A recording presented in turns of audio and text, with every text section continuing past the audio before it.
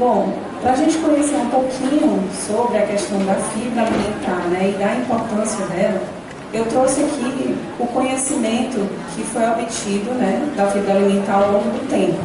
Então, a fibra alimentar, a primeira vez que ela foi citada, né, e estudada foi em 1973, né, há 70 anos. Então, é relativamente recente os estudos.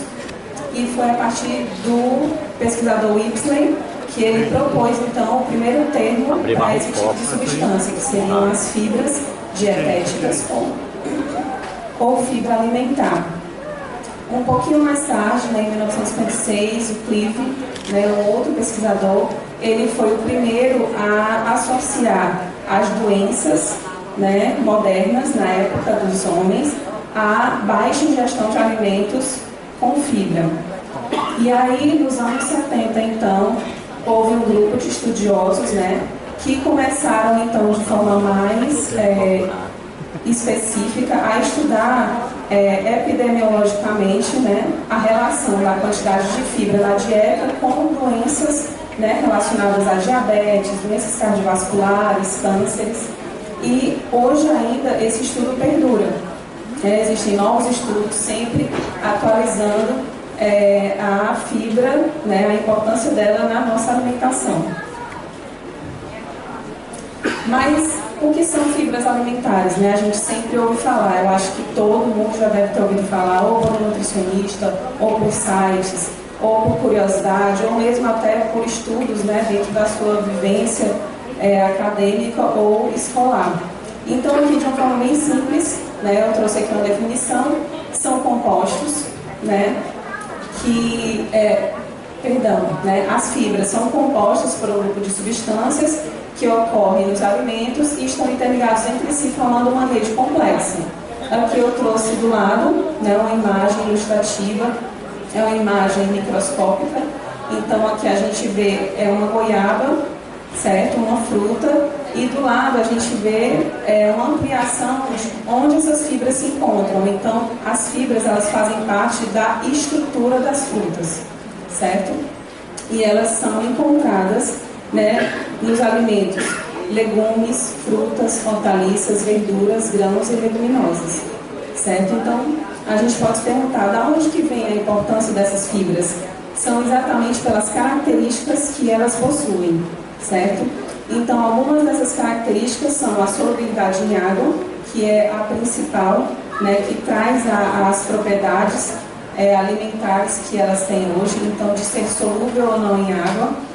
Daí vem a questão de você categorizar em fibras solúveis ou insolúveis, certo? Outras características também de resistência à digestão e absorção no intestino delgado humano, né? E algumas, quando vai para o intestino grosso, elas possuem uma fermentação completa ou parcial, que aí são as fibras solúveis, certo? Não fornecem calorias, isso também é uma característica muito positiva, e também não tem valor nutritivo. Então, mediante essas características, eu trouxe hoje 7 benefícios, né, das fibras alimentares para o nosso organismo, tá? A primeira aqui que eu trouxe é que elas atuam como vassouras, né? A gente viu naquela imagem microscópica que elas são como se fossem aquelas fibras mesmo emaranhadas, né? Então, elas têm uma semelhança, né, com aquelas buchas, exatamente que tem essa função de limpeza, né? Então, eu trouxe exatamente esse termo. Atuam como vassouras que carregam os resíduos alimentares e a gordura excedente na alimentação pelo intestino, baixando o nível de colesterol absorvido pelo organismo.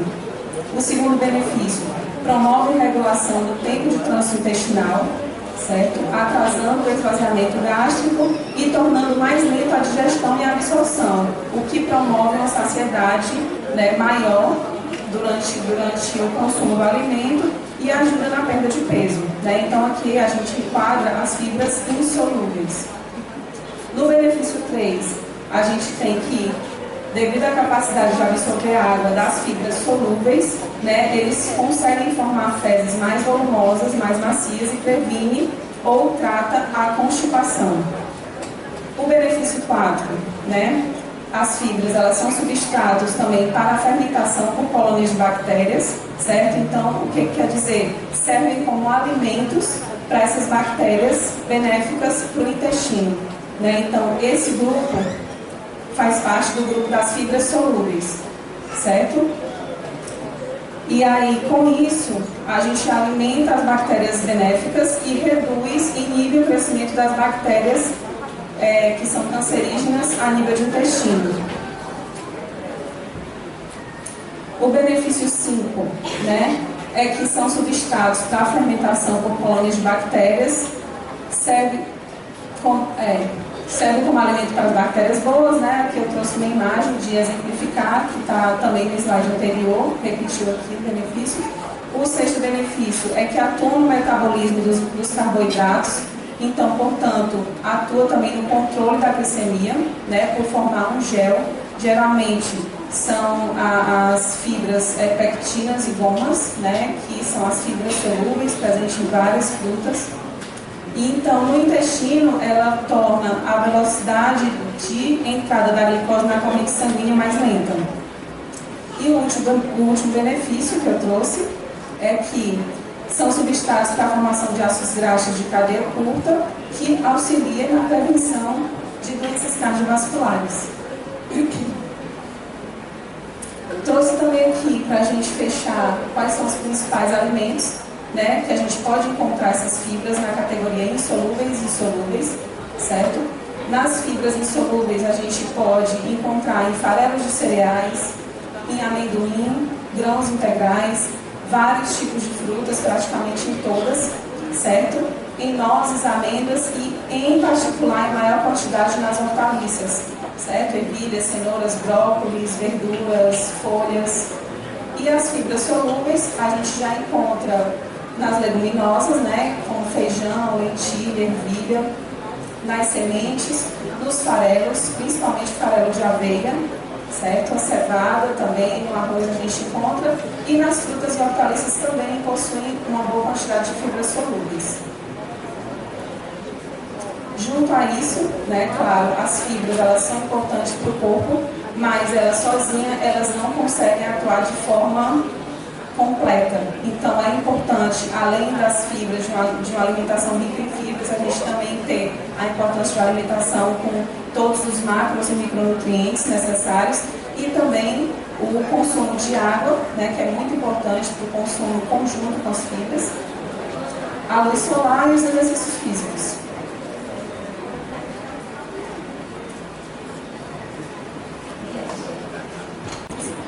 Bom dia, crianças!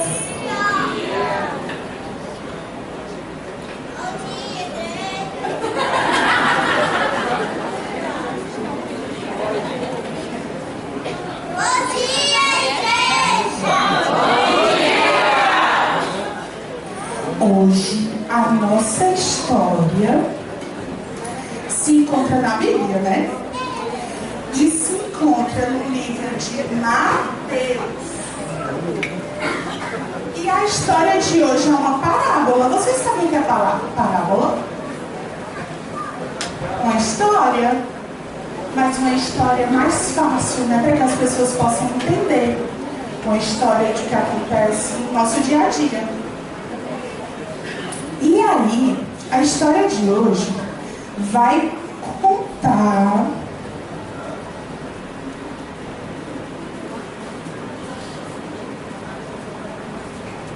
sobre duas casas. Duas casas que foram construídas em lugares diferentes.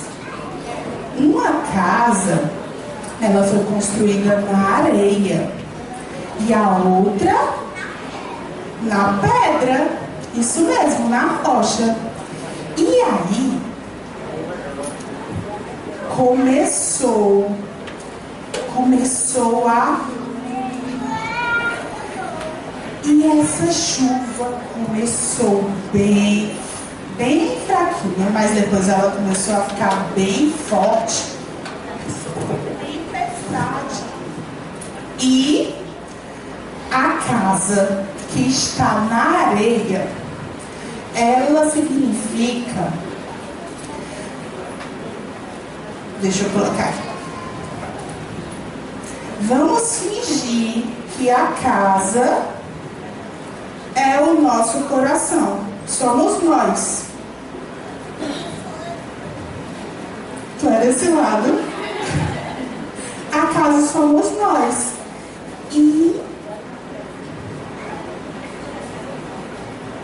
eu troquei os corações, desfaço.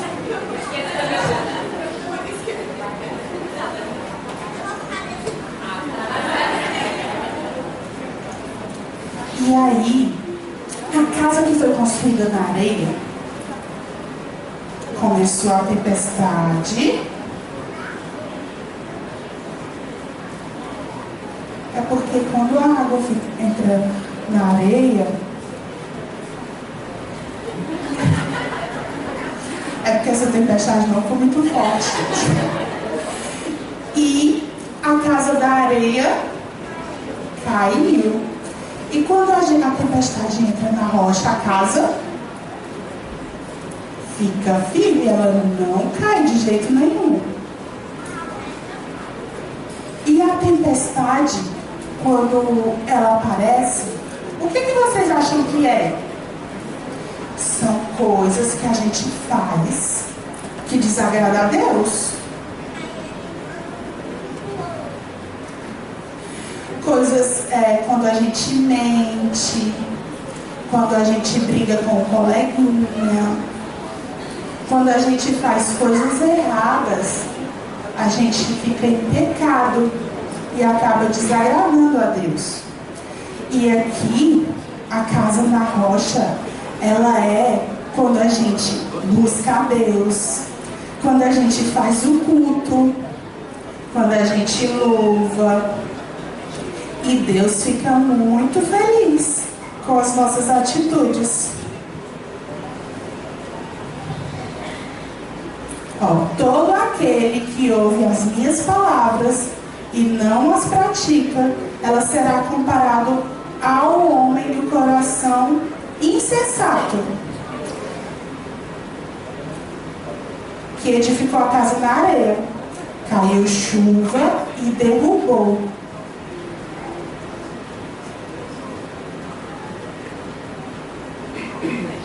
E o homem prudente que edifica sua casa sobre a rocha, ele está firme no Senhor. Crianças, que a gente possa ficar firme no Senhor, obedecer, fazer o culto, buscar a Deus, e assim a gente vai ter Jesus sempre em nosso coração. Vamos orar? Quem quer orar? Alguém quer orar? Eles vêm, Lindinha.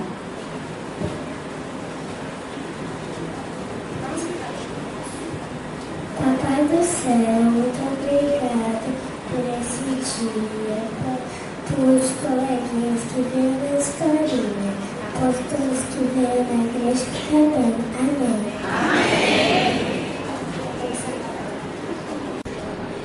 Mais um sábado chegou.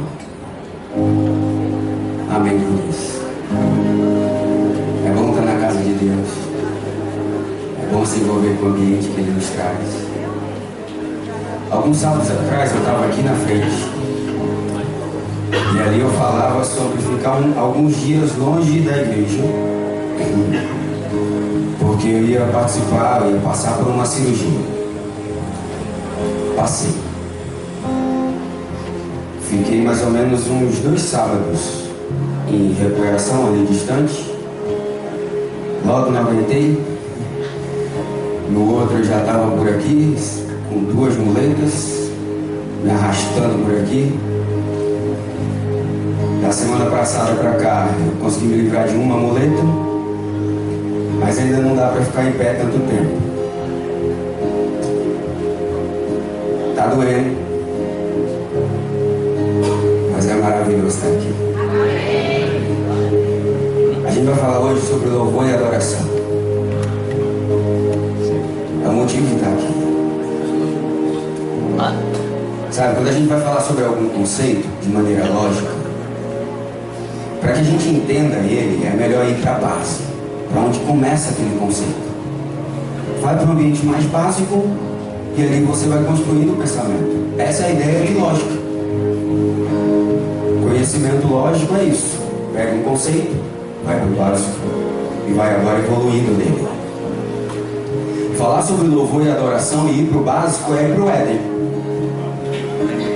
E aí tem uma passagem de Ellen White, escritora norte-americana, adventista, que cremos que foi inspirada por Deus para trazer mensagens para a gente, e ela fala sobre o Éden. Mas ela fala sobre o santo par, Adão e Eva. E ela diz o seguinte, ó, no livro História da Redenção, na página 22, parágrafo 3º, diz assim, ó, Adão e Eva estavam encantados com as belezas de seu lar edênico. Eram deleitados com os pequenos cantores em torno deles, os quais usavam sua brilhante e graciosa plumagem e gorjeavam seu feliz e jubiloso canto. O santo par unia-se a eles e elevava sua voz num harmonioso cântico de amor, louvor e adoração ao Pai e ao seu amado Filho, pelos sinais de amor ao seu redor. Reconheciam a ordem e a harmonia da criação, que falavam de sabedoria e conhecimento infinitos. No Éden, no ambiente perfeito, Adão e Eva, a humanidade naquele momento, louvava e adorava a Deus porque observava o que acontecia ao redor deles e agora eles poderiam agradecer. Ver a digital de Cristo demonstrando a digital de Deus, demonstrando para eles o quanto que Deus tinha conhecimento, era sábio, era bondoso, era gracioso, e por isso eles louvavam e agradeciam. Observava, louvava e adorava. Por que eu estou falando disso? Porque hoje a gente tem a oportunidade de se envolver na atmosfera do céu. Louvar e agradecer pelo que a gente observa. Sabe qual é o problema? É que às vezes a gente não para entender o que está no nosso redor. Por exemplo, você não... A última vez que você agradeceu pelo seu joelho. Recentemente agradeci muito pela recuperação que eu estou tendo no meu joelho, e olha que ele não está nem 20%. Percebe como coisas maravilhosas são doadas para mim e para você, e a gente às vezes nem para agradecer. Mas mais do que isso, a melhor gratidão é agradecer pela presença de Deus. Ele está aqui. Ele estava com você no momento da dificuldade. Alguns dias atrás, quando eu não conseguia dormir, eu simplesmente abandonei a ideia de dormir, porque a dor não ia deixar, e eu continuei ali, eu só vou fazer outra coisa, e comecei a conversar com Deus e pensar nesse momento, quando eu ia voltar aqui e louvar a Deus. Ele estava ali, estava doendo, mas ele estava ali. A Wayne passou por uma cirurgia faz 15 dias, passou por dificuldade, eu sei. Eu estava ali. Paulinha passou por 4 anos de luta contra o câncer. 2 semanas atrás, mais ou menos, recebeu a notícia de que venceu o câncer. Não importa se é o câncer, uma família com dificuldade, a gente precisa ter a certeza de que Ele está aqui. Por isso que a gente louva, é por isso que a gente canta. Observe essa música. Se envolva em cantar também por ela. Louve a Deus. E tenha certeza, Ele está do teu lado. E por isso, adore, agradeça.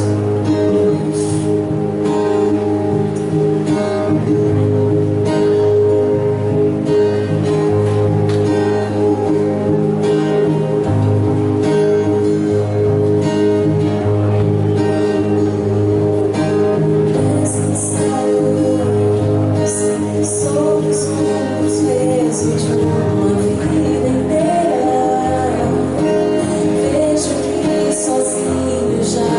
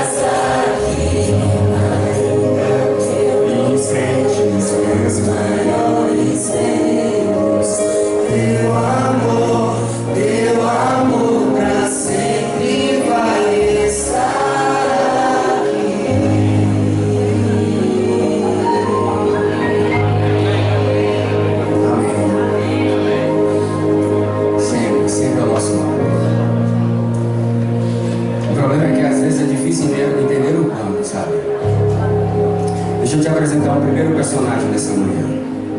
O nome dele é Pedro. Quer dizer pedra, duro. Eu poderia falar muita coisa sobre Pedro, mas eu quero falar sobre um episódio que mostra muito sobre quem é ele. Jesus acabara de fazer alguns milagres. E agora ele, percebendo que o povo já queria colocá-lo como rei, ele disse: não, discípulos, já vão caminhando, vão na frente, vamos sair daqui. Ele tinha feito o milagre de expulsar alguns demônios, e agora ali ele sai, fica sozinho, faz a oração. Os discípulos já estavam em alto mar, e Jesus agora começa a andar sobre as águas na direção deles. Quando ele chega ali, os discípulos se assustam e pensam que é um fantasma, alguma coisa do tipo. Logo Jesus se declara e diz: não, se acalme, sou eu, Jesus. Pedro, ainda duvidando, diz: Senhor, se és tu, então me manda ter contigo sobre as águas. Está lá no versículo 14 de Mateus, a partir do verso 28. Então Pedro saiu do barco, andou sobre as águas e foi na direção de Jesus. Mas quando reparou no vento, ficou com medo. E começando a afundar, gritou: Senhor, salva-me. Imediatamente, diz a passagem bíblica, Jesus estendeu a mão e o segurou e disse: homem de pequena fé, por que duvidou? Quando entraram no barco, o vento cessou. Então os que estavam no barco adoraram, dizendo: verdadeiramente tu és o Filho de Deus. Esse é Pedro, um corajoso covarde. Tinha coragem, mas falta do nada. Corajoso, covarde. Às vezes parece com a gente, parece comigo. Se empolga em umas coisas, corajoso. Aí fica pequeno, aí fica covarde. Sabe, Pedro aprende algo muito importante nessa passagem. Ele aprende a não tirar Cristo da sua vista, ou não tirar os olhos de Cristo. Porque é exatamente o que faz com que ele não consiga permanecer, continuar. E começa a afundar. Ele se desvia. Começa a olhar para os problemas, as dificuldades, as dores. E tudo isso vai tirando o foco de Cristo. E agora por isso vai se afundando. E quando se vê no meio de tantos problemas, alguns se voltam para Cristo. É o caso de Pedro. Outros não. E não têm a oportunidade de encontrar uma mão que está estendida. Observe a letra dessa música, cante também.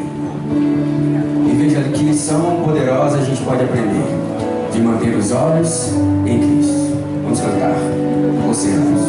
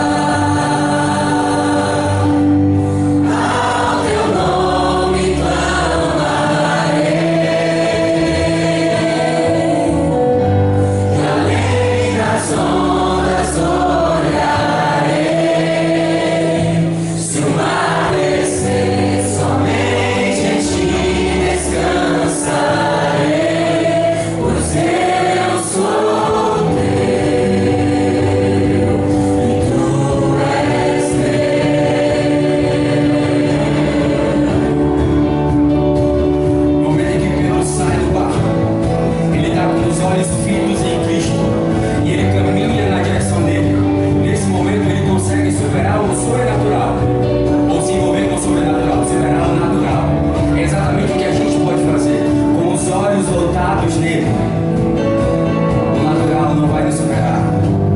Nada nesse mundo. Tudo que precisamos pedir é que Ele possa guiar cada um dos nossos passos, e assim as coisas caminham da melhor forma possível. Porque não estamos dentro dos nossos planos, estamos caminhando conforme os planos dele. Não tire os olhos de Cristo e deixe que Ele te dê.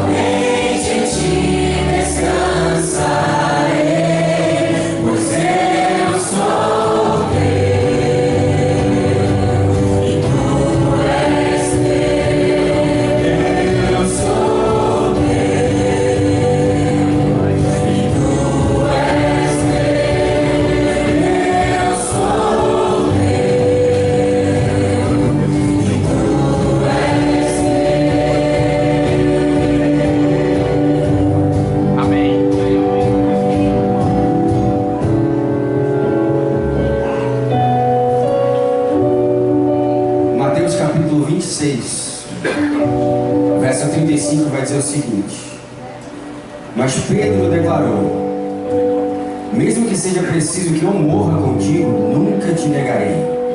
E todos os outros discípulos disseram o mesmo.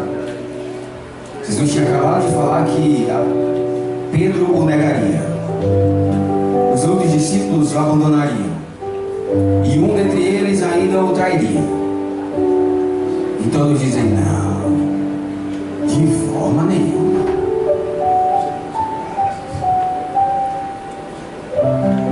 Ainda no capítulo 26, nem muda o capítulo, verso 56 diz assim: mas tudo isso aconteceu para que se cumprisse as escrituras dos profetas.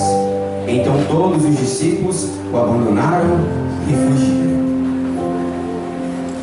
Nem mudou de capítulo e as coisas já mudaram. Não te negarei, não te abandonarei. Logo mais, todos estão estão se distanciando de Cristo. A pergunta é por quê? Para entender isso e entender um pouquinho do pensamento dos discípulos, em especial de um, eu quero te apresentar um novo personagem. Agora é Judas. Alguns teólogos atribuem uma passagem específica do momento em que Judas ele é chamado, teoricamente chamado, para fazer parte dos discípulos. Seria em Mateus 8, 18 a 20. O livro de Mateus, capítulo 8, ele fala de diversos momentos de milagre de Cristo. E até chegar nesse momento, vários haviam acontecido. Cura, demônios eram expulsos. E chega nesse momento em que, uma passagem até conhecida, onde acontece o seguinte, Mateus 8, 18 a 20. Quando Jesus viu a multidão ao seu redor, deu ordem para que atravessassem para o outro lado do mar. Então, um mestre da lei aproximou-se e disse: Mestre, eu te seguirei por onde quer que fores. Jesus respondeu: As raposas têm suas tocas e as aves do céu têm seus ninhos, mas o Filho do Homem não tem onde repousar a cabeça. Muitos atribuem que esse mestre seria ali o próprio Judas. Não sei ao certo, alguns divergem com esse pensamento, mas é provável que seja. Só que percebe, nesse texto parece algo muito bom. Um mestre da lei observa em Cristo sabedoria e agora ele passa a seguir a Cristo, que nem era um doutor da lei, pelo menos não por estudo básico, mas ele reconhece conhecimento em Cristo e passa a seguir. E a gente olha para esse texto de maneira positiva, contudo não é. Se ele entendesse que Cristo de fato era um mestre que ele estava seguindo, a relação era o contrário. Não era ele que dizia que ia seguir o mestre. O mestre convidava alguns indivíduos a segui-lo, assim como acontece com os pescadores. Jesus passa e diz: vem, segue-me, vamos ser pescadores de homens. A relação está correta. Aqui não, há uma prepotência do mestre. E se de fato esse aqui é o Judas, faz sentido. Porque Judas então começa a seguir Cristo, não simplesmente porque ele olha para Cristo, mas ele olha para si mesmo e ele vê que ele seria de grande auxílio na jornada daquele indivíduo, aquele revolucionário que fazia prodígios. Judas e os discípulos olham para Jesus não simplesmente como sendo mestre, mas muito provavelmente como sendo até mesmo um artifício bélico, uma arma, ou alguém que seria de grande auxílio dentro de uma guerra. Você já parou para pensar? Nós mandamos os nossos soldados para a guerra, eles são feridos, se machucam, até mesmo morrem, voltam para Jesus, Jesus ressuscita, cura e eles estão prontos para voltar para a guerra. Eles viam Jesus multiplicando o pão e agora pensavam: poxa, maravilha, vamos pegar esse indivíduo, coloca ele multiplicando comida, 3 pães, 2 peixes, e ele consegue alimentar um batalhão. Estamos prontos para a guerra, vamos livrar o nosso povo da servidão por meio desse indivíduo. O projeto é esse, entendemos. Jesus diz: olha, vocês vão me negar e vão me abandonar. Jesus, eu vou abandonar um homem que é capaz de transformar peixes em pães para uma multidão, alimentar uma multidão. Que cura! Imagina, se eu estiver mal, estou do lado da melhor pessoa possível. Eu vou te abandonar, Jesus? De jeito nenhum. O nosso plano vai dar certo e a gente vai começar essa revolução. E aí Jesus é preso. E os planos deles vão por água abaixo. O plano de Pedro, revolucionário, que ele pensou que ia agora é a hora, vou inclusive começar cortando pelo menos uma orelha aqui, Senhor. Jesus repreende, chama ele de inimigo, Satanás. Os planos dele se acabaram naquela hora. E talvez o meu e o teu plano já tenha passado por isso. A gente constrói os melhores planos junto com Jesus. Vai dar certo, Jesus, entendi o plano. E aí se frustra, porque foge do que a gente estava pensando. O plano mudou, Jesus? Não, querido, não era o teu plano. É Jesus dizendo: sempre foi o meu. É entender o plano, é se render a Ele.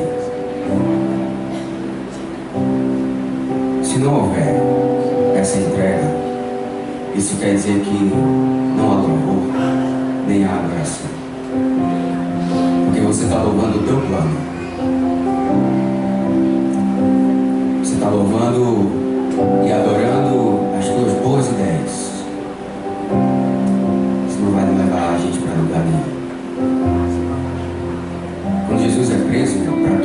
diz, aquilo é terrível. Acabou tudo. Há quantos anos eu investi tempo? Mais de 3 anos investindo tempo nesse homem e agora ele não tem mais poder nenhum. Capturado. E todos se afastam. Porque não se rende, nesse momento pelo menos não se rende à vontade de Deus. Eu quero te convidar a falar com Deus nesse momento. Inclusive nós vamos nos colocar em pé. Nós vamos cantar a música Eu Me Rendo. Mas antes de cantar, eu quero que você converse com Deus. A gente vai fazer isso. Pode se colocar em pé.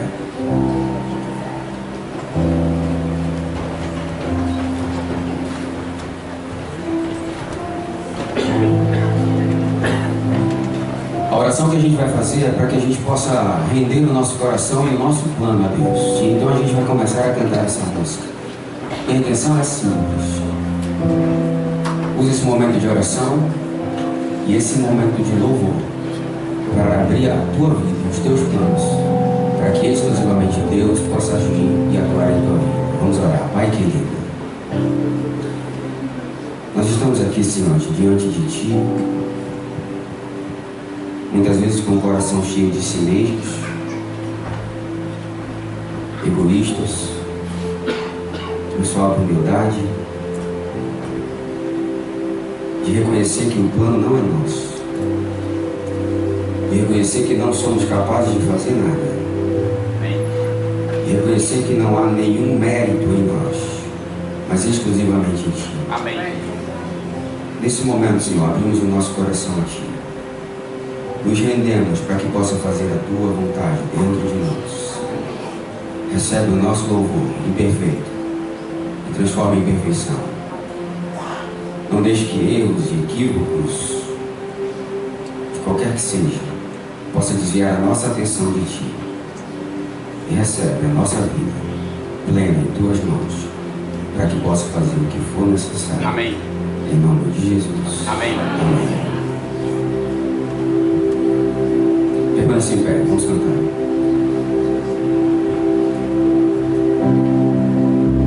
A Ti eu vou clamar.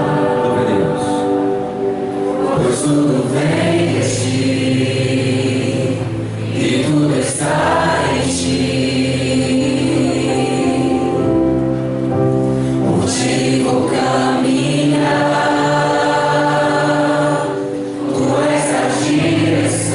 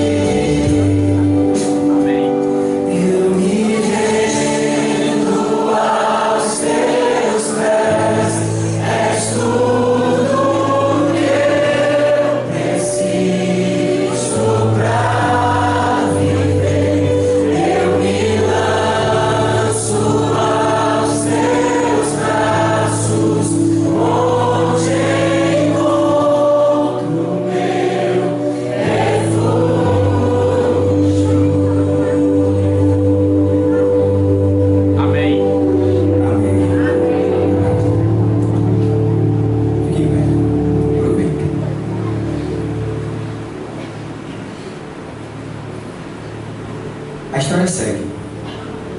Mateus 26, 58. Vai falar de novo sobre Pedro. E Pedro o seguiu de longe, até o pátio do sumo sacerdote. Entrou e sentou-se com os guardas para ver o que aconteceria. Lembra que eu falei que Pedro aprendeu uma importante lição? De todos, o único que permanece, nem que seja de longe, é Pedro. Parece que a lição de não tirar os olhos de Cristo serviu para ele. Tá, muito embora aqui, provavelmente ele ainda estava esperando para ver, quem sabe, uma resposta de Cristo. E aí ele ali no meio daquele povo, alguém o reconhece: você é um seguidor de Jesus? Diz, não, nem conheço esse nome. Vai para outro lugar e alguém mais uma vez o reconhece: ei, peraí, sim, você estava com eles? Não, não sei nem quem é esse indivíduo. Então a terceira pessoa o reconhece e diz: não, você o seguia. E ele começa meio que espraguejar Jesus. É como se ele quisesse mostrar que ele não era um seguidor. Nega pela terceira vez. Então Pedro se lembrou da palavra que Jesus tinha dito. Isso é o verso 75 de Mateus 26. Antes que o galo cante, você me negará 3 vezes. E saindo dali, chorou amargamente. Qual a diferença entre ele e Judas? Os dois traíram Jesus. Os dois se afastaram de Jesus. Para mim, a diferença é que Pedro estava perto o suficiente para olhar o olho de Cristo no momento em que ele nega pela terceira vez. A Bíblia não fala isso, mas eu imagino Pedro agora negando e ele está perto o suficiente. E no olhar de Cristo, ele não vê condenação. No olhar de Cristo, há perdão, há recomeço. E uma história passa a ser escrita completamente diferente do que era a história de Pedro. E Judas não estava perto o suficiente. Hoje você está aqui na casa de Deus. Amém. Isso é estar perto o suficiente. Hoje você tem a oportunidade de fechar os seus olhos e ver o olhar de Cristo. E eu não sei por onde você caminhou, eu sei por onde eu andei. Não são bons lugares. Não sei por onde você caminhou, mas eu tenho uma certeza: se nesse momento você olhar para os olhos de Cristo, você não encontra condenação. Amém. Você encontra perdão.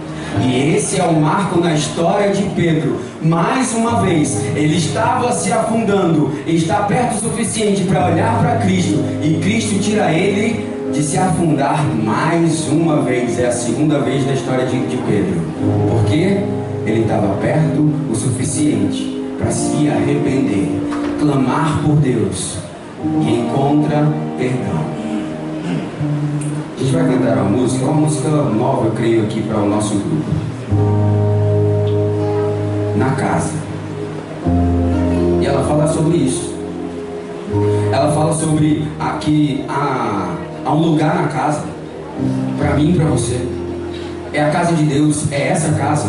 Há perdão na casa, há recomeço na casa de Deus. E deixa eu dizer uma coisa, para você que está se aproximando da casa de Deus, tenha certeza, há perdão nessa casa, há recomeço nessa casa. Para você que está dentro dessa casa, tenha certeza, há perdão para você também nessa casa, para mim também nessa casa, recomeço nessa casa. Mais do que isso, nós que somos membros da Igreja Adventista Central de Fortaleza, precisamos entender que deve haver perdão nessa casa, deve haver recomeço nessa casa. Essa música não é simplesmente para os indivíduos, para que os indivíduos entendam, inclusive cada um de nós, que há perdão de Deus, mas para entender que eu preciso elevar e transmitir perdão e recomeço dentro da casa de Deus.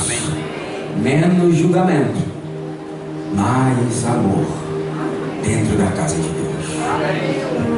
Vamos cantar. Se você conhece a música, cante. Se porventura não conhece, cante também, com o coração que seja.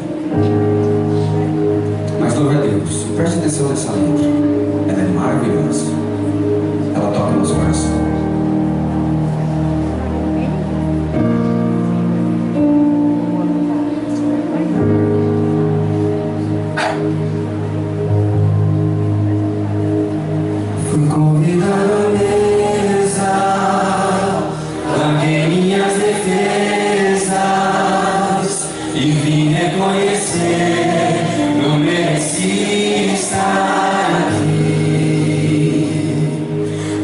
Comigo trouxe amigos, felizes não feridos, gente que escutou esse chamado e aceitou.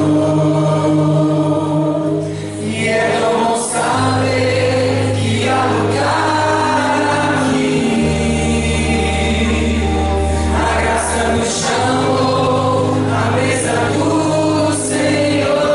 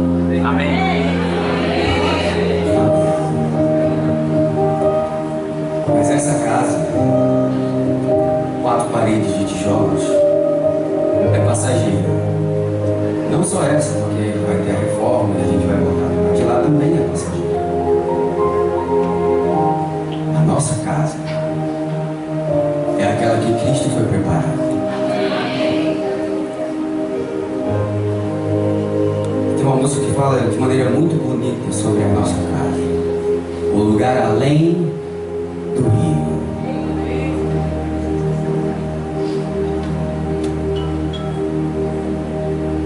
naquele lugar, eu e você nos reencontraremos, para que unidos então possamos superar os nossos planos, os nossos caminhos, e ali apenas a presença de Deus, amém, será suficiente para preencher todo o nosso coração. Mas até que esse momento chegue, eu e você temos a opção de fazer isso nesse dia. Abrir o coração, receber a presença do Espírito Santo de Deus em nosso meio. Amém. E nos alegrar por cantar de um lugar que Cristo foi preparado. Amém. Vamos cantar? Amém do meu Brasil.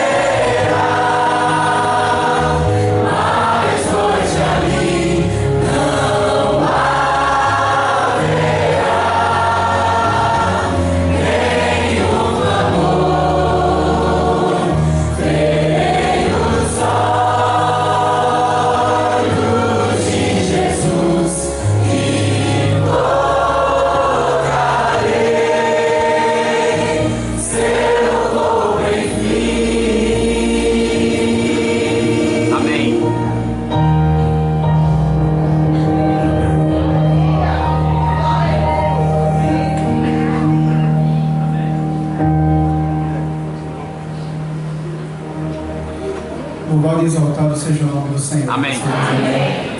Essa é uma manhã de gratidão, manhã da gente render louvor ao nosso Deus. E como é um momento de gratidão, a gente é grato pela presença do Espírito Santo entre nós. Amém. Pela certeza de que, apesar das lutas que enfrentamos nessa vida e nessa terra, nenhum sofrimento pode ser comparado às glórias do povo. Amém. Deus tem muito mais para nós. Você crê nisso? Diga amém. Amém. Irmãos, esse programa foi organizado pelos jovens da nossa igreja. Nós louvamos a Deus pela vida de todos vocês, pela dedicação, pelo empenho. Amém. E a nossa liderança jovem vem passando por algumas mudanças. E a gente queria convidar aqui algumas pessoas que representam o nosso grupo de jovens hoje aqui da Igreja Central. O primeiro deles que eu vou chamar é o Calil. Vem cá, Calil, em nome de Jesus. Para quem não conhece, o Calil é a mais nova contratação para a liderança administrativa da Igreja Central. Também. Amém. A mais nova, mas antiga também, que também já é daqui desde pequenininho, né? Vou convidar a Ludmila também, que está com ele, né? Vocês sabem que Calil e Ludmila não dá para separar, né? Amém. Então, a Ludmila tem liderado aí um pequeno grupo de jovens, do Lisson, né? Tem sido uma bênção para a glória de Deus. Quero convidar também a Landerson, que está aqui conosco, ficar. A Landerson tem encabeçado um movimento que é o Igreja Jovem, que tem sido uma bênção para a nossa igreja, para a nossa juventude também. E eu não chamei ele à frente porque ele já está aqui à frente, que é o nosso ancião dos jovens calendros, né? Esteve aí ministrando conosco o louvor e adoração. Eu queria aproveitar esse momento para a gente fazer uma oração de consagração pelos jovens dessa igreja. Vocês dizem amém? Amém. A Bíblia diz que os jovens são fortes e precisam da unção do Espírito Santo, da sabedoria do céu, para realmente fazer com que a igreja seja uma igreja forte. E eu sei que os jovens dessa igreja, eles não vão conseguir cumprir a missão deles sozinhos. É É preciso que essa igreja abençoe esses jovens com as orações, com apoio, com dedicação e com empenho. Então nós vamos orar para abençoar a nossa juventude. Eu não combinei, mas eu queria convidar também o nosso corpo de anciãos aqui da igreja. Eu queria orar em duas mãos sobre essa liderança jovem em nome de Jesus. Os anciãos que estiverem conosco aqui ordenados, queria convidá-los aqui à frente, as anciãs também, viu? Nós vamos fazer esse momento aqui e vamos finalizar com isso, consagrando a juventude dessa igreja, consagrando essa igreja ao Senhor, porque eu tenho certeza que uma igreja que é consagrada, que é dirigida pelo Espírito Santo, Amém. A gente vai frutificar, que vai crescer e vai abreviar a volta do Senhor Jesus. Pode vir aqui à frente, vou pedir para vocês ajudarem, nós vamos ficar mais pertinho deles aqui, tá bom? Não sei se tem mais dos nossos anciãos, pode vir aqui à frente, em nome de Jesus, tá? Nós vamos fazer uma oração em duas mãos sobre vocês. A imposição de mãos, queridos, é um sinal de bênção de Deus. Daí a gente quer abençoar a nossa juventude em nome de Jesus. Vocês dizem amém? Amém. Então, nós vamos nesse momento se colocar em pé. Já estamos, vamos orar em nome de Jesus, tá? Senhor nosso Deus e nosso amado Pai, a nossa gratidão a Ti, Senhor. Amém. Nessa manhã tão especial. Nós passaríamos o dia inteiro aqui te louvando se precisasse. Amém. E é muito bom sentir a presença do Espírito Santo. Amém. Graças ao Senhor. Saber que o Senhor é o nosso Deus, Amém. é o nosso refúgio, é a nossa fortaleza, é o nosso socorro, é a nossa única e também a bendita esperança que temos, Amém. não apenas de uma vida nesta terra, mas de uma vida eterna. E nós queremos rogar nesse momento, Pai, pelos jovens dessa igreja, por toda a nossa juventude, por toda a nossa igreja, mais especial hoje pelos nossos jovens. E aqui representando esses jovens está a liderança, que tem estado atuando, está representando aqui um grupo maior e mais forte também, que tem apoiado esse ministério, Amém. o Ministério Jovem da nossa igreja. Nós, como Ministério Pastoral e Acionado dessa igreja, impomos as nossas mãos sobre eles, pedindo a bênção de Deus sobre a liderança que está aqui à frente representada, que o Espírito Santo de Deus possa abençoá-los, possa conduzi-los, possa motivá-los, possa encher o coração deles de sabedoria, de entendimento, de discernimento, de unção, para vermos jovens cheios do Espírito Santo, para vermos jovens que façam a diferença nessa geração, para vermos uma juventude se levantando para abreviar a volta de Jesus. Amém. Oramos também para que a nossa igreja continue repleta da presença e do poder do Espírito Santo de Deus. Onde falhamos, que o Senhor complete a boa obra que foi iniciada pelo próprio Senhor. Dá-nos a tua paz, dá-nos a tua bênção, dá-nos um sábado de paz e uma semana de vitórias em tua presença. Amém. Em nome de Jesus. Amém. Deus abençoe vocês. E se Deus é por nós,